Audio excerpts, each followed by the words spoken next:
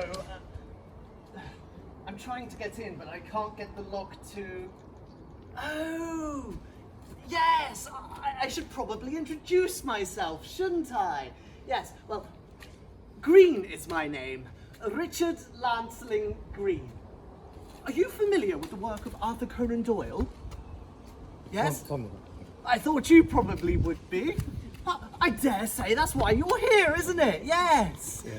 Well, I have spent my whole life collecting everything I could about Conan Doyle and his most famous creation, the world's greatest detective, Sherlock Holmes! Yes, yes. My collection is actually right here in Portsmouth, you know. I received a letter the other day asking for my help. It said that there was a great mystery to unravel, and that I, along with some other intrepid detectives, were to come to this very place to solve it. So, if I'm here, then, well, that must mean that you're, well, you certainly don't look like intrepid detectives, but looks can be deceiving, can't they? Yes. Well, if you're all here, that's all well and good, but first, we need to get in. I've been trying at this lock for 10 minutes and I can't get it to budge. Do you think that you could help? Yeah. Yeah, you can, yes. Well, excellent. I'll give you that. Excellent. And, well, there you go, intrepid detective, and you can take that one. And I'll give that one to you. Yes. You know, I don't understand it. I tried putting them together, but I'm not sure. Do you think you could try and work together? Is there... Yes, let's try and work together. Have you got a clue? No, if I... Oh, 2. So I said the red's 2, 3. So the red 2723? How do you know that? 2723. What colour was that? Black. Black. 2723. What's it say the numbers meant? 2, 7, 2, 3. By Jove, you've got it! Yeah, how good am I? What was the red one? 5153. 5153. 5, All the way round. 1, Let's see if mine's right. 5. Oh. Oh, these locks, they're terrible, aren't they? Oh! Excellent! The impenetrable lock fortress has been broken! Wonderful! Well, if you give those back to me... Yes, thank you very much. Well, if you'd all like to come on in, we can find out what Sherlock's got in store.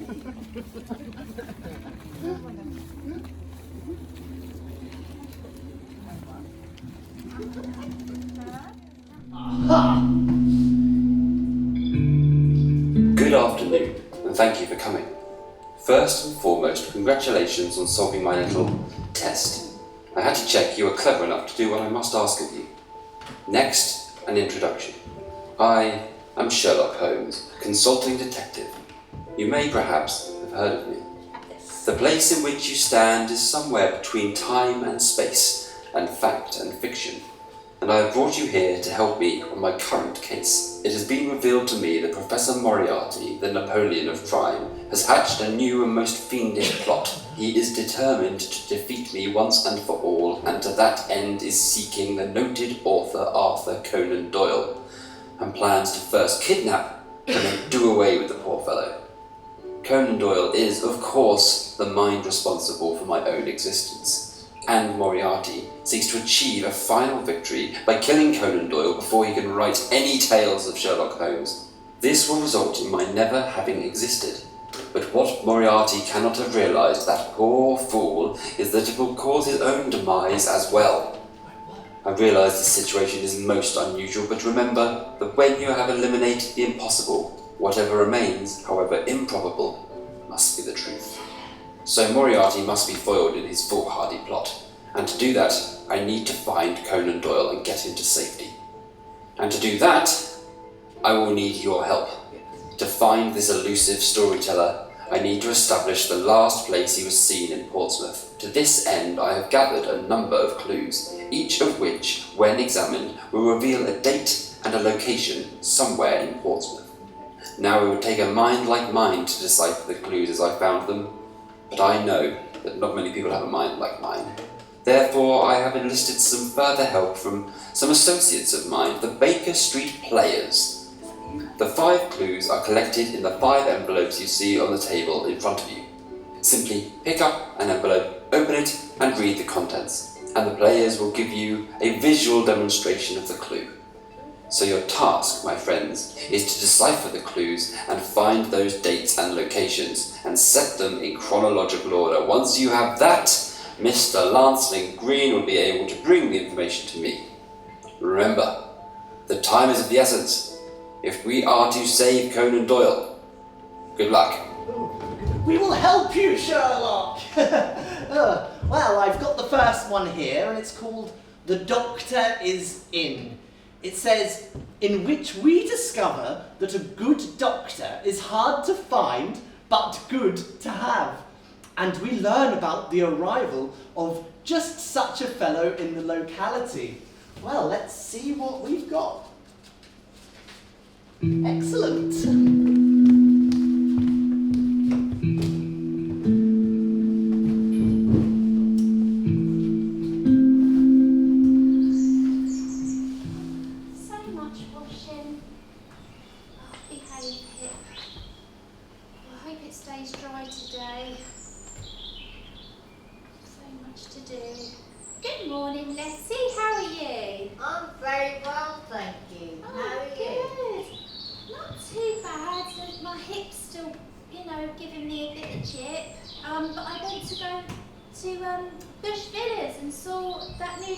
Dr. Doyle? Oh, that Dr. Doyle, that awful Dr. Doyle, he's dreadful.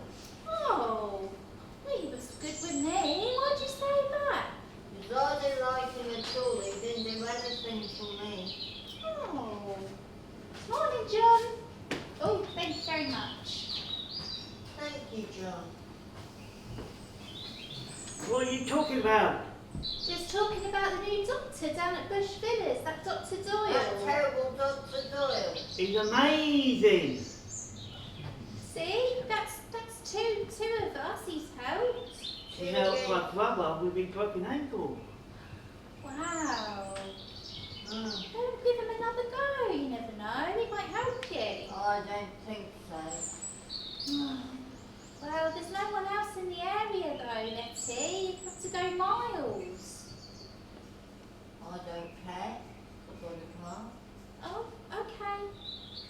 Well, got lots of washing to do, so I better get on. Please stay dry. Oh, well, it turns out that Doyle as a GP had very mixed reviews. Well, excuse me, you're not doing very much. Do you think you could write on that board for the other detectives the year and place of the scene? Yes? Okay, thank you. That one was Bush Villas in 1882. 1882. Thank you. Yes. Well, let's find out what the next one is.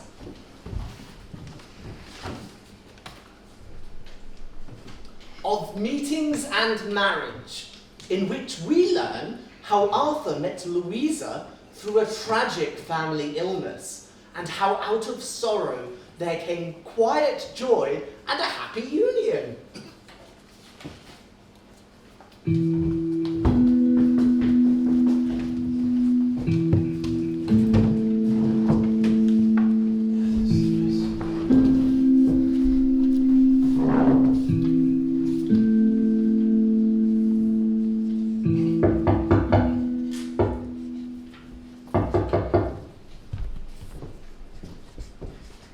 Hello, good morning. Mrs. Conan Doyle, is it?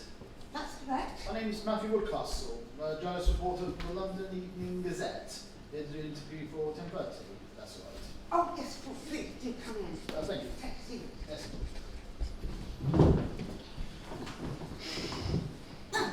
Stay. Just going through some photos and stuff from years. That's done indeed. So, what would you like to know?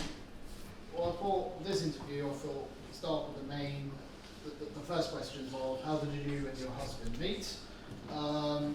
Says him you married and then had a child and then moving out. So those key dates. That's correct, I did. Oh my goodness. What? What on earth is this? I do not know. Neither do I. I've never seen it before. Do excuse me. Oh. It's a letter. It's a letter from Arthur. He's written about when he first met me. Right? What does it say? Well, it said, a lady named Mrs. Hawkins, a widow of a Gloucestershire family, came to Southsea with her son and daughter, the latter a very gentle and amiable girl. I was brought into contact with them through the illness of the son, which was of sudden and violent nature, arising from cerebral meningitis. Condolences.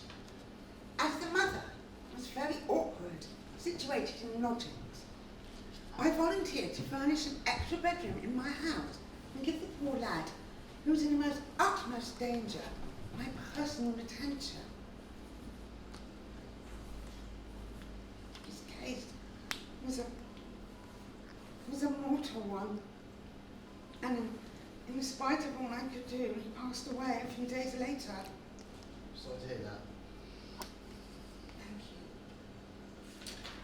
The family were naturally grieved at the worry to which they had quite innocently exposed me and our relations became intimate and sympathetic, which ended in the daughter consenting to share my fortunes.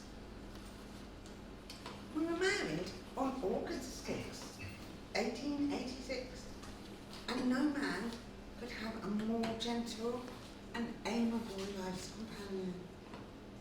And that's your opinion of your husband, or do you have anything else to add to said opinion? That's my husband's opinion, but yes, of course I do. He was a very kind and gentle, loving man, and very good with our daughter. Oh, we had a daughter, Mary, a few years later, in January 1889. Congratulations. And she was called Mary. Look, there's a picture of her. That's christening. And here is one of us when we were walking along Southsea Common. We walked along Southsea Common a lot. We loved Southsea Common. Oh, there's one of all three of us together. Again, Southsea Common. What kind of child is your daughter, personality-wise? Oh, Mary, yes. Such a gentle, sweet, loving little girl. Could be cheeky, could be naughty. But she was our daughter, our beautiful baby daughter. Quite right.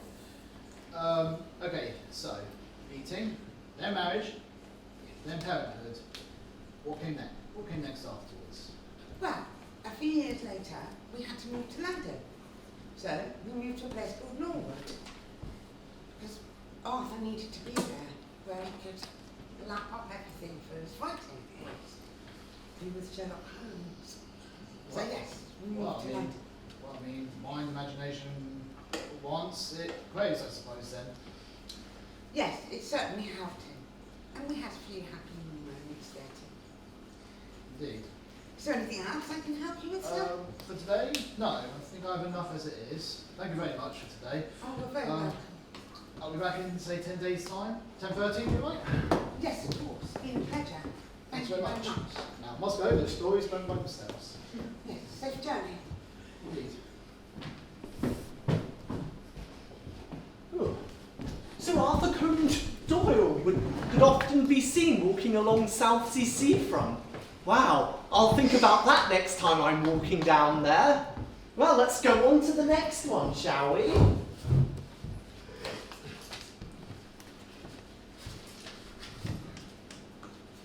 This one's called A Beautiful Game, in which a sporting event is enthusiastically discussed, and we learn that a familiar and famous name was also the owner of an unexpected skill. Let's find out what that skill is. Good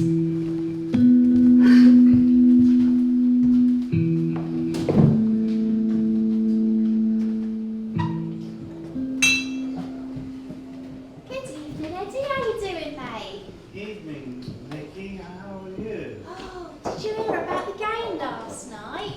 Yes, I was there. Wow, I read about it in the paper. Sounded amazing. Can't believe the score was 2-0, and well, I didn't think we had it in us beating Wolston Town. Evening, Governor. Evening. I bet it was busy in here last night. It was packed. There wasn't enough clean glasses to go around. Everyone was in a good mood though. Shame about the Wolston supporters getting jumped on their way home. Really? Oh, blimey, didn't know about that. Oh. Now 2 pints, please. Sure. There you go. Enjoy. Thank you. Oh, looking forward to this. Oh, but it was so exciting, being on, being actually there at the game. Yes, I was at the sidelines. I saw Arthur Conan Smith save every goal. I hear his actual name is Doyle, and he's a doctor. Hang on a minute. Doyle. He fixed my mate's Mrs. Ip. He's down at Bush Villas. But that's a bit strange. Why would he go by 2 names? You'd think that the fans would want to know that he's a doctor, and the people that see him as a doctor, you'd think that they want to know he played for Portsmouth. That's a bit odd. As long as he's saving goals, I don't care what his name is. Last orders, please. Crikey, is that the time? I better go, otherwise my missus will kill me.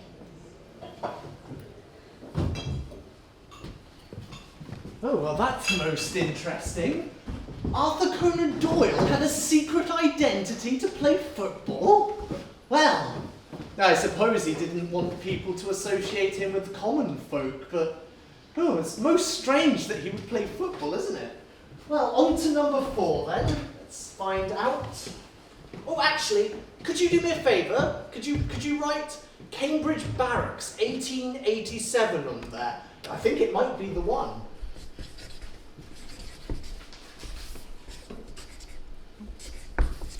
This one's called The Incident at the Bush Hotel, in which we hear tell of a shocking accident that might have been so much worse, and of the arrival of a skilled physician to bring calm to the scene. Wonder who that is. Sit down.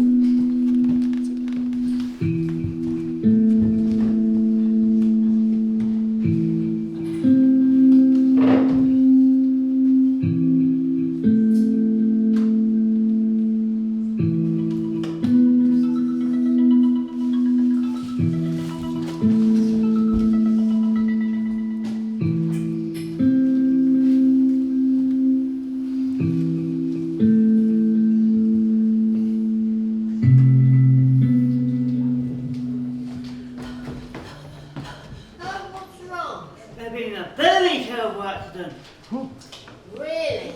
Oh my goodness, what happened? A man died with his horse and the horse fell him and he broke his stirrups. Oh Lord. Thank goodness Dr. Doyle was there. Ah, Dr. Doyle. I don't like him at all.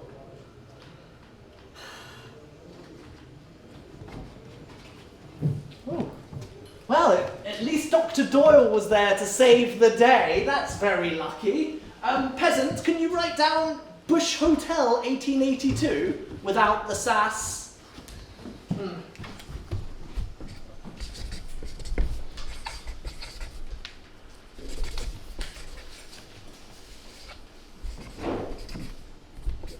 This one's called The Mischief of the Unseen Folk, in which Mrs. Conan Doyle tries to speak with a fellow of the press and much mischief is caused by an unseen individual.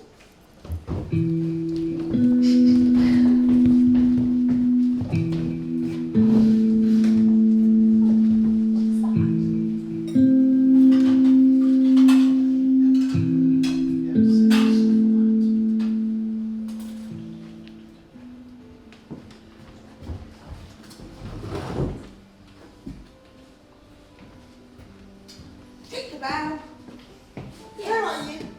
I'm here. Oh, there you are. Hello. Now, I want you to do me a favour. I want you to be a really good fairy today. We've got a very important person coming today. So I don't want you up to any more little nasty tricks or cheap tricks. Okay? Now, how do I look? Do I look all right? What's so funny? Oh, dear me. Turn around.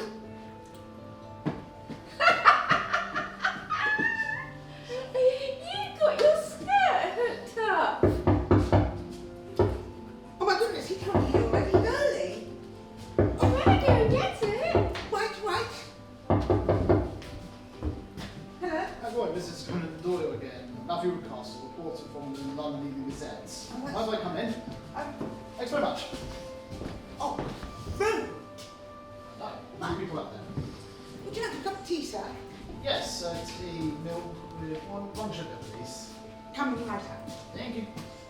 Think around. Oh, have you done anything? Me? Yes, you. Me? I never do anything. Everything okay out there? Well, I just... Right. So, here we are. Hopefully this will be absolutely lovely. I don't know why she Thank you very much. Think about it. Down there, be good. Oh my goodness, I'm so sorry. What's happened? It tastes like salt in there. Salt? Yes, salt. Tinkerbell! I'm so sorry, let me get you now. I'm so sorry. I'll be tasting that for days. How was your train journey here? Yes, very good, aside from the fact that it was, well, long, of course, but that's trains these days for you. Yes, I believe it is. Yes. So, To check something. yeah, other than that, good.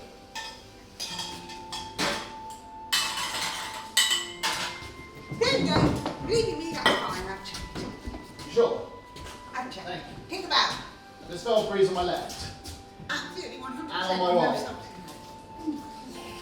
So, see? Perfect. Tinkerbell. That just flew off the table. That wasn't just me, you guys saw that, right? Yes, That just flew off. Should be very naughty family at times. I do apologise. Who are you talking to? You're I'm talking talking to Tinkerbell. Tinkerbell. By our fairies. As I've said before, rudely interrupted, trying to say, Tinkerbell is here because she wouldn't go with Arthur and Mary down to Sassy Common to check on the other fairies. I don't see anything. What do you think about? Of course not. No. So, berries. Tinkerbell. Berries first then? So, anyway, here is a form. Let me show you. I'm so excited to show you this. This is Ophelia. She is Tinkerbell's sister. Tinkerbell, put that hat back now. That's my hat. My hat is flying. I'm not seeing it. I'm not the only one seeing it, right? Right. Hopefully she won't do it again. I can afford this. Okay. It's Tinkerbell, I keep telling you. But She's very naughty fairy. there is nothing there. See, there is her other sister, Matilda. And here we have, this is Tinkerbell and Ophelia playing in the garden. See? Sure. Happy days, happy days. Oh, so lovely to see. Tinkerbell, stop! So, is there anything else you'd like to know? Okay. And my hat's just grown again. Yes, I can only apologise, I'm so sorry, sir. Oh no, Tinkerbell! I've just put you back. Yeah. Tinkerbell, you need to stop. Now. Right, hopefully that'll be it. Okay. Spirits and ghosts talk to the dead. Yes, And spiritualism. Yes, spiritualism, yes. You and your wife, sorry, you and your husband believe in it strongly. Absolutely, we do. We 100% believe in it. You know, you just get that lovely warm feeling and knowing that someone's there. Looking after you, like Tinkerbell. You know there's other people. You know there's other people in the country that don't believe it in the same way. Ah, well, you see, we do. Tinkerbell, stop. So at least she's not playing with a house this time, which is good, isn't it? So, yeah, sure. so yes. And anyway, this is right. That's it. I'm so sorry. That flew again. That's it. No, wait, you can't be. I'm so sorry. Stop. I think I've enough. Thank you very much. There's another one. You see, this is another one about meditate. And sure. Yeah, all the time. See, look. Yeah, I'm not convinced. Why? Because they look fake. Well, nothing else. I think I have what I need. I must go. Ta-ta. Bye-bye. Adios. Take them out. Crazy than the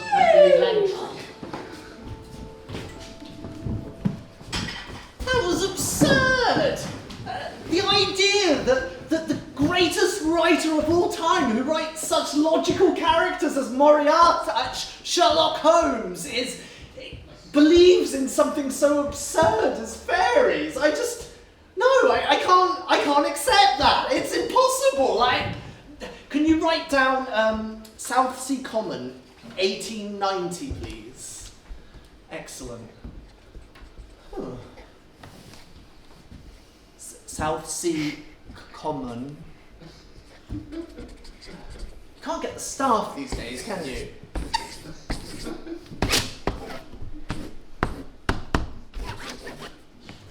Thank you. Well, it has to be here somewhere. 1882, that's a bit far away. 1888, that's recent. 1890, that has to be it. That has to be the current location of Arthur Conan Doyle. Wonderful! By his own arrogance and by the help of those who would be his friends, Holmes is defeated! Oh, but I'm being most rude. I introduced myself as that fellow, Richard Lancelin Green. But now, with victory in my grasp, I have no need for that fellow's name any longer. So let me make a proper introduction.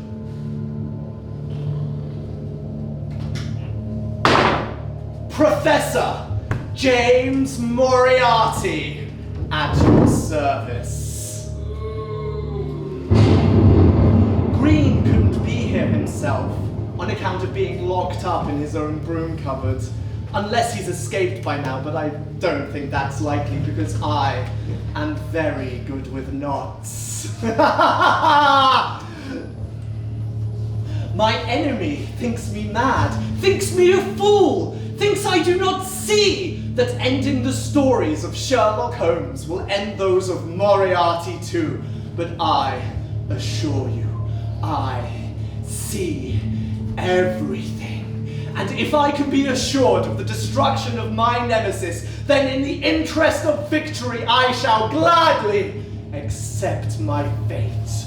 No more Sherlock Holmes, no more Moriarty, no more Arthur Conan Doyle! So I thank you, good people, for your help in this little charade. It has been a most entertaining afternoon, but now I must take my leave, for there is great work to be undone. I will leave you with one last mystery to solve. Solve it and see if you can ever escape. Step aside, or be trodden underfoot.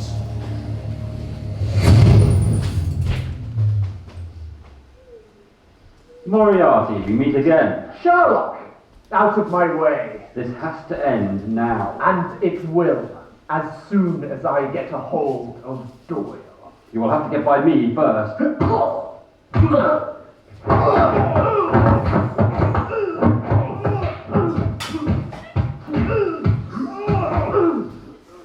My friends, it is I, Sherlock Holmes. Don't worry, it has all gone according to plan. I knew Moriarty had replaced poor Green, and I was lying in wait out here. The devilish card has managed to escape. But now that you have found the location, I will get to Conan Doyle first. Never fear.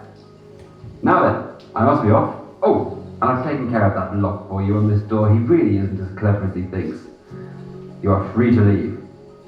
Thank you again.